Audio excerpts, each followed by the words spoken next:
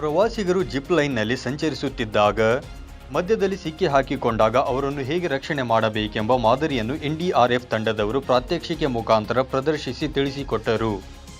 ರಾಷ್ಟ್ರೀಯ ವಿಪತ್ತು ನಿರ್ವಹಣಾ ಪ್ರಾಧಿಕಾರ, ಅರಣ್ಯ ಇಲಾಖೆ, ಅಗ್ನಿಶಾಮಕ ದಳ, ಆರೋಗ್ಯ ಇಲಾಖೆ ಇವರುಗಳ ಸಹಭಾಗಿತ್ವದಲ್ಲಿ ಬುಧವಾರ ಗದಗ ನಗರದ ಬಳಿ ಇರುವ ಬಿಂಕದಕಟ್ಟಿಯ ಸಾಲು ಮರದ ತಿಮ್ಮಕ್ಕ ಸಸ್ಯೋದ್ಯಾನದಲ್ಲಿ ಪ್ರಾತ್ಯಕ್ಷಿಕೆ ಪ್ರದರ್ಶನವೇರ್ಪಡಿಸಲಾಗಿತ್ತು.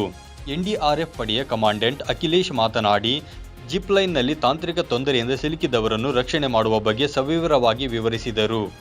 ಜಿಪ್ ಲೈನ್ ರೆಸ್ಕ್ಯೂಗೆ ಸಂಬಂಧಿಸಿದ ವಿಷಯಗಳನ್ನು ಒದಗಿಸಲು ರಾಷ್ಟ್ರೀಯ ವಿಪತ್ತು ನಿರ್ವಹಣಾ ಪ್ರಾಧಿಕಾರ ಸದಾ ಸಿದ್ಧವಿರುತ್ತದೆ ಎಂದು ತಿಳಿಸಿದರು.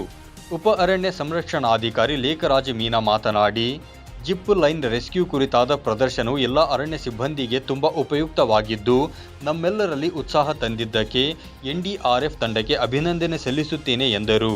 ಈ ಸಂದರ್ಭದಲ್ಲಿ ಜಿಲ್ಲಾ ವಿಪತ್ತು ನಿರ್ವಹಣಾ ತಜ್ಞ ಶಿವಾನಂದ ರಾಜನಾಳ್, ಇನ್ಸ್ಪೆಕ್ಟರ್ ಕೃಷ್ಣ, ವಲಯ ಅರಣ್ಯ ಅಧಿಕಾರಿ ವೀರೇಂದ್ರ ಮರಿ ಬಸಣ್ಣವರ್ ಹಾಗೂ ಸಿಬ್ಬಂದಿಗಳು, ಸಾರ್ವಜನಿಕರು ಹಾಜರಿದ್ದರು.